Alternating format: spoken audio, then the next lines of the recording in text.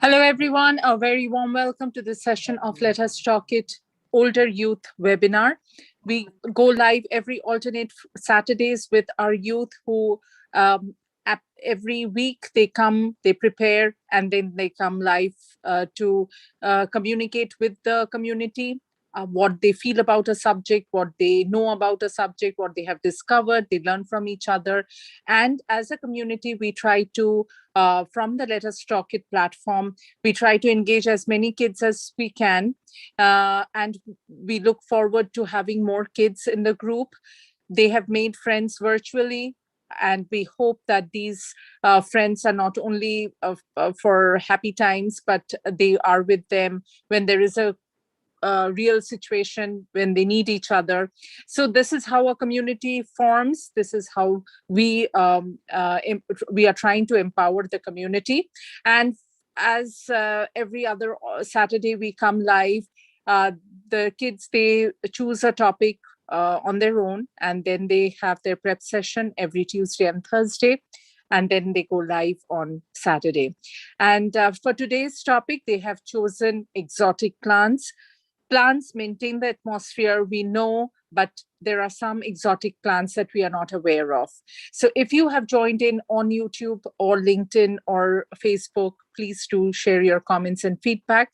And if you really want your kids to interact with the panelists who have given some effort to do some research on these exotic plants, then please do join our Zoom link and interact with the panelists. So thank you, kids, for, this is a long weekend here, but they did not deter. They just said that, no, we will do the webinar. So we are all excited. And over to you, Virat. He'll be the moderator today. Hello, everybody. Welcome to another Let Us Talk It webinar. Like John Auntie said, we chose the topic exotic plants. So, I'm Virat, and I'm going to be the moderator for this webinar. First of all, the table of content. First, about us, we'll introduce ourselves. Second, exotic plants. These are the exotic plants that we chose. 3 facts. I don't know about this one. And fourth, Q&A, interactive section where we will answer questions for Q&A. So, here we go. Number 1, about us, our panelists. First of all, we have Mahadi, who's talking about the Dracula Plant. Hi everyone, my name is Mahadi and today I'll be talking about the Dracula plant. Some things that I like to do are reading and painting. Okay, now Ahana. Hi everyone, my name is Ahana Arundkumar and today I'll be talking about the Jade Vines. Now,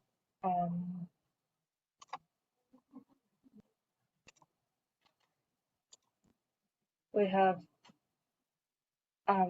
me, I'm Virat, and I'm going to be talking about the pitcher plant, which is kind of like the Venus flytrap, but they have a lot of differences. We'll get to see about them in more detail. Now, Lavan. Hello everyone, I'm Vivan, and I'm talking about the Rafflesia. It's called the corpse lily. The corpse lily is a very stinky type of flower. It's also the biggest flower. And also, if you stick out long enough, you'll get to see a description about 3 little fruits that I found on my own journey.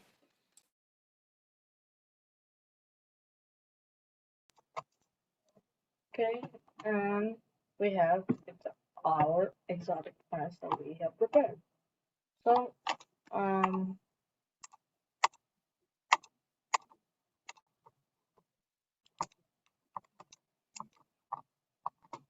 first we have me with the pitcher plant.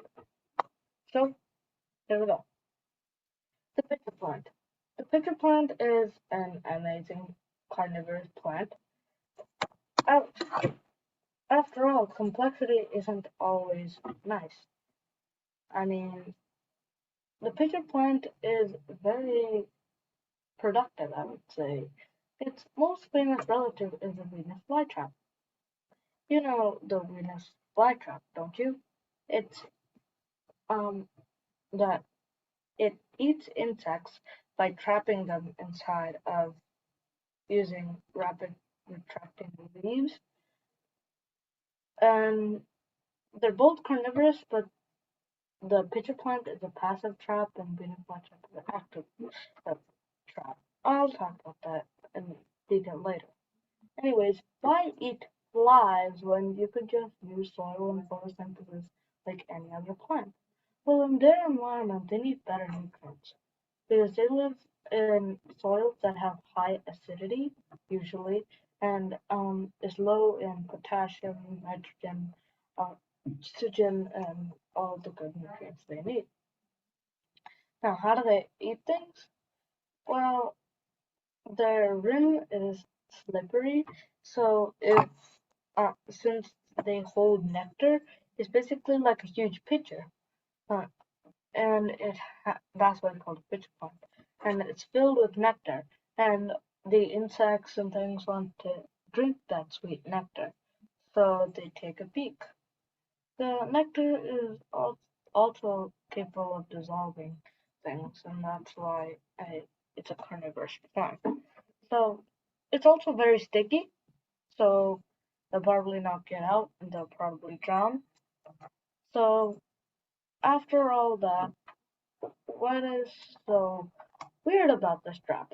Well, it's not really about um how the plant traps things, it's more about how they attract. It's a trap. It has a sweet scent to bait the insects into its pit hole. It's a trap to pit hole them inside. Then it's easy peasy.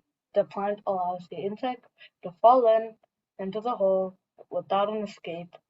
It'll take its leaf, it'll close up, and it'll let its bacteria break it down, and then its nectar will break it down, and then it'll absorb these nutrients, and done.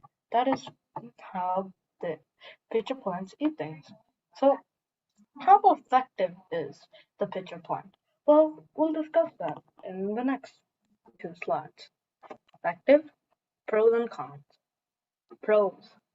It's a simple passive trap. Like I said, there's a difference between a passive and an active trap.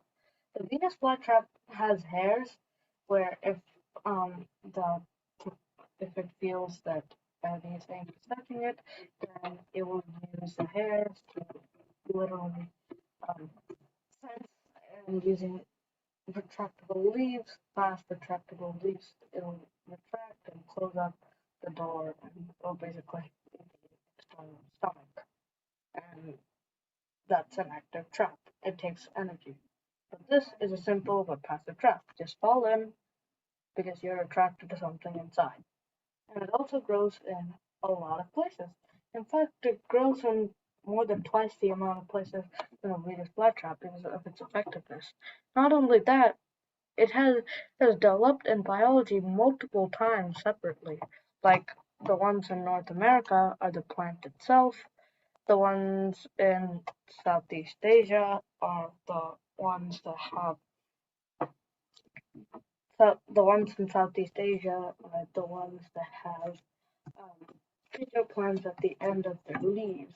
So they have grown in a lot of different varieties and with different origins, but what but they're pretty much all technically the same.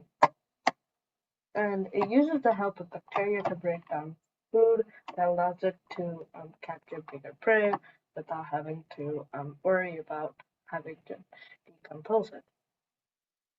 The Venus flytrap, however, does not have the help of bacteria and it needs strong digestive juices.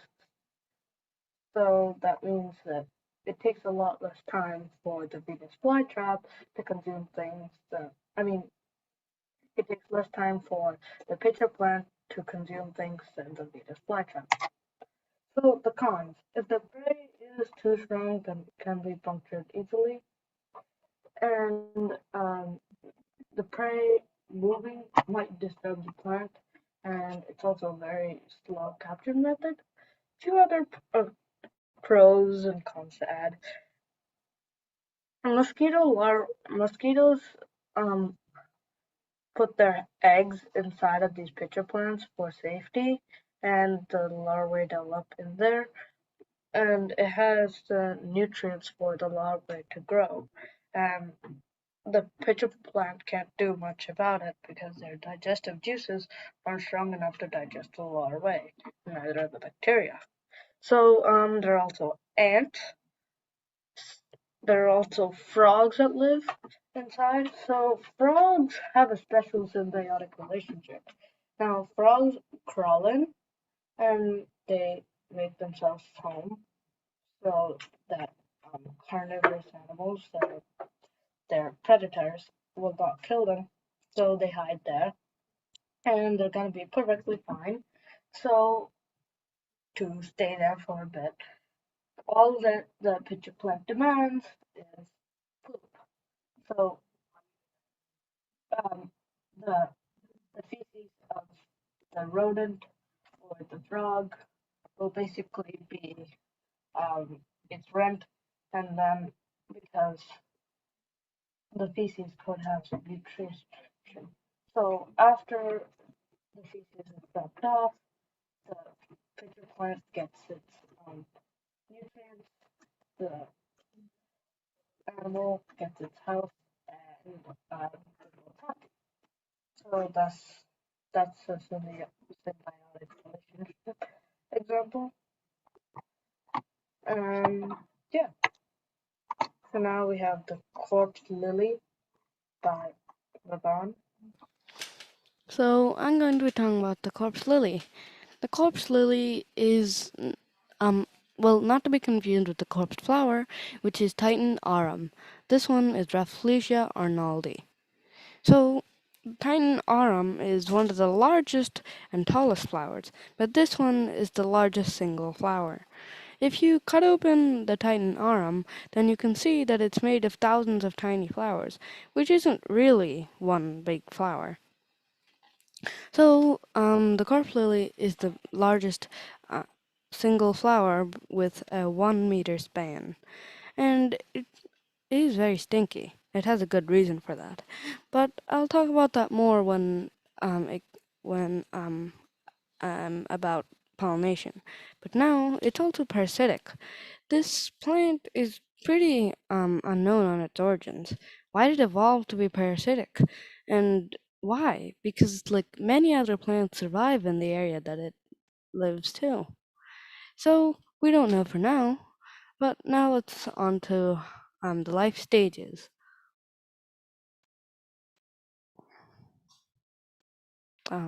Next slide. So the cornflower has a few stages of life. First, it has a small spore. If you see on your left or right, depending on which way you're viewing it, you can see a small mushroom-like thing growing out of tree bark. This um this is like the small spore that the actual flower grows out of. A flower is a seed, and the seed takes place on top of any other plant. And since it's a parasite, it before it starts growing, it plants itself inside of its host. It grows fibers to start swelling the tissue of their host, and after that, they'll start taking in nutrients. Then they'll start slowly forming into the bump that you see, which looks suspiciously looks like some cabbage or like a pumpkin. This cabbage slash pumpkin that the Rafflesia is now will slowly turn into the beautiful flower that you see below. Although it doesn't look that cool, it's still the biggest flower.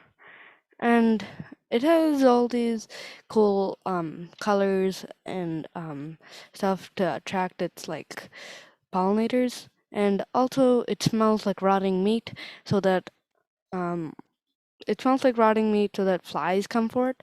Flies love everything that they can eat. Meat is mainly what they use, and meat is where they lay their eggs. So for flies, rotting meat is the best thing they've ever found. After they go to the flower to inspect, they're like, no rotting meat. They go inside of this flower, as you can see, it's a hollow chamber, to see if there is meat there. Then they accidentally pick up some pollen and go to another flower, smelling the rotting meat again, but again they're disappointed. No rotting meat, but they've accidentally pollinated a flower.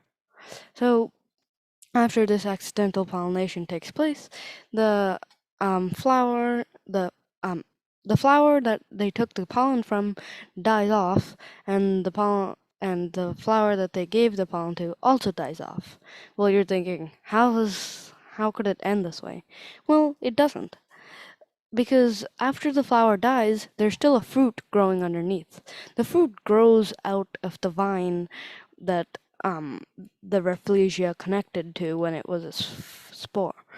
Then the fruit is now just any fruit that any animal can eat and spit out the seeds. I don't exactly know how it tastes or looks, but you can see an accurate diagram, kind of, or representation of it at like it looks like a piece of mud or dirt on the side. Okay, so now this is the bonus. I found these. If you look next to the stuffed cat, then you can see that I found 3 different cool like variation of nuts, berries, and fruits. So the nut that I found is the average acorn. This acorn comes from the black oak. So I found a black oak in the Jenkins Arboretum. The black oak usually produces acorns like many of its cousins. In fact, almost all oaks produce acorns, some occasionally producing other things, and the relative of the oak, which is maple, has maple seeds, which have the ingenious helicopter design. So now, the red berry. Now, the red berry is the red elderberry. The red elderberry looks kind of like a raspberry at first sight, but it's nothing like it. I haven't actually taste tested anything of this because it's from the wild. So the red elderberry seems to be a famous for people picking it, and I just picked a little bit of it too. And it's a fun little fruit. And also, finally, I have this kiwi-like fruit. Although it looks like a kiwi, I don't know what it is. After a few minutes searching, I really couldn't find it. So I'm thinking it's a relative of a kiwi. But if I'm wrong, it's probably just another common fruit at the Jenkins Arboretum. Okay, now Jade Vines by Hannah. Okay, thank you, Vera. Hi, everyone. As I said before, my name is Ahana Arun Kumar, and today I will be talking about a plant that's really rare, and actually not a lot of people have heard of them before, and they're called jade vines. So the jade vines are these beautiful vines you can find in the Philippines. Jade vines are commonly used as decorative climbing plants due to their striking colors. They mostly come in the color jade, teal, sometimes a minty green, and also red. You may see them, you can see on the side of the pictures. As you can see on my side, you can see a picture of a jade vine. And I don't know if you can see, but each of those claws are actually seeds. While the seed pods are they're actually edible, but the plant is not made for consumption. But it does have other uses though. Let's go to the next slide and I'll show you more pictures of these really cool vines. So, as you can see on the side, there's a lot of photos of the vines. They come in big bunches and there's lots of them. On the next slide, I picked 2 pictures that I thought were really cool.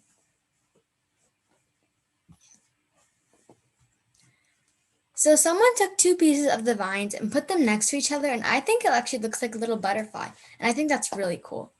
The next picture is a single piece of the vine, and you can see all the detail in it, like the texture and the seeds. On the next slide, I'll be telling you about some of the things you should know about the jade vines. So the jade vines grow in the late springs up to the early summers. I think they only can grow in that time because they need direct sunlight, and lower temperatures can damage the roots. I really want to see these plants in person, but they grow all the way in the Philippines. That's in Asia. You might wonder, how tall could this plant be? Well, the plant itself can grow up to 1 foot, but the trees can grow up to 100 feet. Isn't that crazy? Let's look at some facts about them. So the first fact is the vibrant green leaves of the beautiful plant are symbolic of growth, renewing, and they actually resemble a jade coin it basically represents like wealth and prosperity. The next fact is that it's considered an endangered species due to the destruction of the habitat and the decrease of animal that pollinate it, like bees, because they've been dying at like a really alarming rate. The last fact is it only takes about 3 weeks for a jade vine to grow. Isn't that really cool? It's really fast too. Thank you for this opportunity to learn about this new plant and share it with you guys. Okay, now we have the Dracula Plant by Mahadi. Thank you, Virat. Hello, everyone. My exotic plant will be the Dracula plant. You may recognize the name from the famous vampire, but I have still not discovered what came first. I'll be covering a lot about it, from the overview to the uses and importance, but I'll first start with what the general plant is, on the next slide. The orchid genus Dracula, abbreviated as Drac in the horticultural trade, consists of 118 species native to Mexico, Central America, Colombia, Ecuador, and Peru. The name was applied to the orchid because of the blood red color of several of the species and the strange aspect of the long spurs of the sepals. The plants were once included in the genus Masdevallia, but became a separate genus in 1978. Now let's talk about the care and growth of this amazing plant on the next slide. These plants are very delicate and need specific conditions to be healthy. Because the flower stems often grow downward, pot them in a plastic mesh basket. This also has an advantage of the increasing airflow to the plant's roots, but they will dry out a bit more quickly. They should not be allowed to totally dry out as they have no way to store water. They can die in the matter of hours if they dry out and the temperature is too high. Actually, they're pretty hard to overwater, so water often, though this is less important if the humidity is high. Sphagnum moss is an excellent potting medium as a mixture of tree fern fiber and perlite. Low lighting is adequate, and the higher the lighting, the cooler the temperatures need to be, and vice versa. Keep the daytime temperatures below 68 Fahrenheit. They are cool growers. At night, temperatures should drop to at least 10 to 15 Fahrenheit. The plants also dehydrate quickly if the temperatures are too high, as they cannot close their stomata to retain moisture. If you grow a Dracula orchid, you have to be very responsible. Now let's go on to the fun facts and additional infographics on the next slide. First, let's talk about the height. The small blooms expand to an average of 2 inches, but with their spikes included, they can reach up to a staggering 11 inches large. The range of species. The orchid genus Dracula, abbreviated as Drac in horticulture trade, consists of 118 species native to Mexico, Central America, Colombia, Ecuador, and Peru. The one that I have focused on is the Dracula vampira. As you heard just now, most of the Dracula orchids are located in Central America and South America. In fact, more than half the orchids are grown natively in Ecuador. There are actually 2 types of Dracula plants, the Dracula orchid and the Dracula celosia, another very interesting plant that you could probably research as well. And finally, the name meaning. As I said before, the name Dracula literally means little dragon, an allusion to the mythical Count Dracula, a lead character in numerous vampire novels and films. The name was applied to the orchid because of the blood red color of several of the species and the strange aspect of the long spurs of the sepals. To conclude, I want to cover the uses of and importance of these amazing plants on the next slide.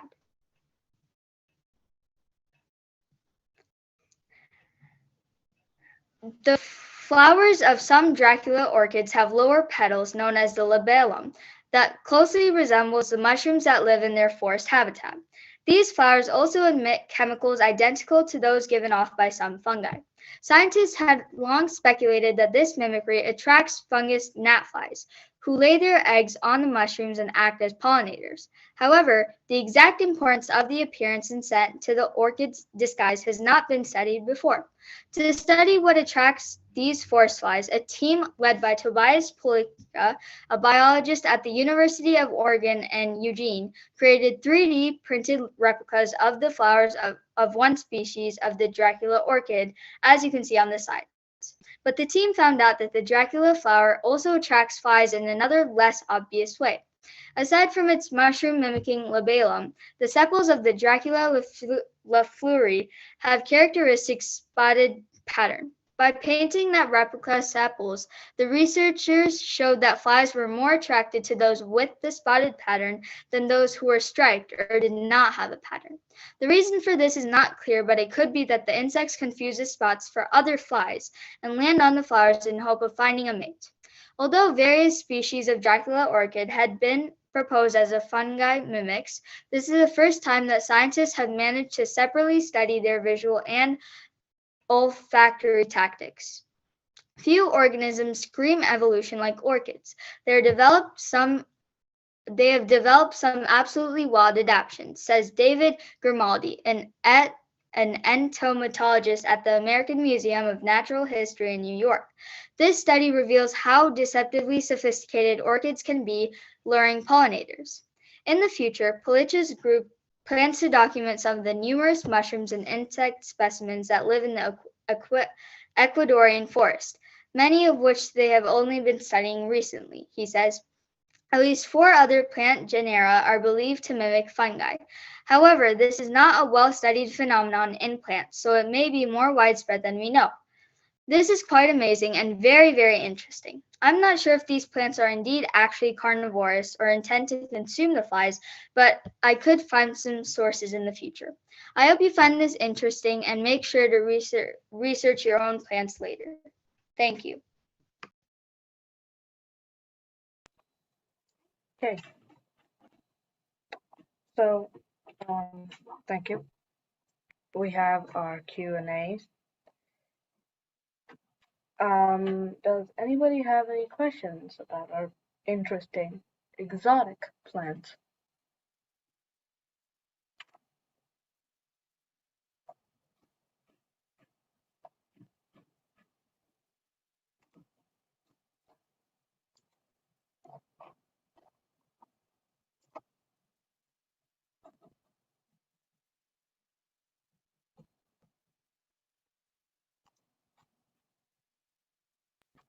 Well, okay, for one thing, like, we can discuss, like, the extremes on this range, like, the, most, like, focused, like, pollinators and stuff like that. And also, like I said, the largest single flower is the Rafflesia. The Dracula orchid is by far the most sophisticated flower that we talked about, and jade vines are one of the most beautiful ones we talked about.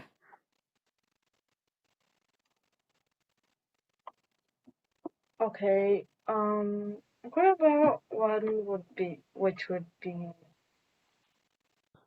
well, dangerous? Dangerous. I don't feel like any of these would be dangerous except the pitcher plant. Well, actually, a lot of plants do have basically immune systems. Yes, but dangerous to us, we're saying.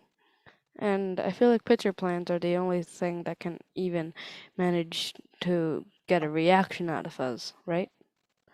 But then again, Actually, no, they won't get a reaction from us. oh wait, Then maybe the Rafflesia. The Rafflesia is capable of making extremely bad smells using sulfur. Sulfur is what makes eggs smell so weird, rotting eggs. So does that mean that if there are enough Rafflesia plants, it can start choking someone? No, it's just it'll just smell so bad that you'll be unattracted.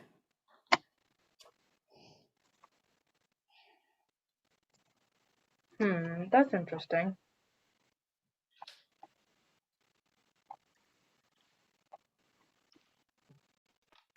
Hannah, are jade wines flowers? I think they're just like vines, like the ones you'd find on like buildings. So I don't really think they're flowers, but they're kind of like just a plant. It's like a type Yeah. of. I was assuming they were a type of wine flower where, like, in certain caves, flowers grow from like a stalagmite kind of formation. So I was thinking jade wines were similar, where they would go from one wine coming from the top of the cave and splitting off into flowers that could be used for pollination. I thought so too, but actually it's like it grows off a tree, like the jade tree. So it's actually kind of like way different from that. Yeah. Yeah, that'd be cool. Anyways, yeah. Are we done? Well, actually, I actually wanted to talk about like the corpse flower, not to be confused with the corpse lily. The corpse flower is actually a little different, but for now I'll just call it the corpse plant, more variation. The corpse plant is the tallest flower, and it is a very close relative to that of Rafflesia. This one also smells like rotting meat, and it attracts flies for pollination. And usually flies can enter it. It looks like just a giant piece of corn, and the flies go into the plant and they take up some pollen looking for rotting meat. And they do the same thing that the Rafflesia does. But this corpse flower isn't, I mean, yeah, this corpse flower isn't parasitic, unlike the Rafflesia.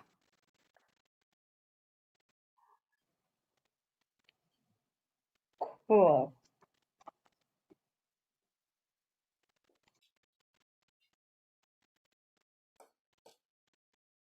So, we can discuss our topics after we end the webinar. If you want to be there, then you can join on Zoom meeting. Anyways, we're done. Yeah. Jolanti?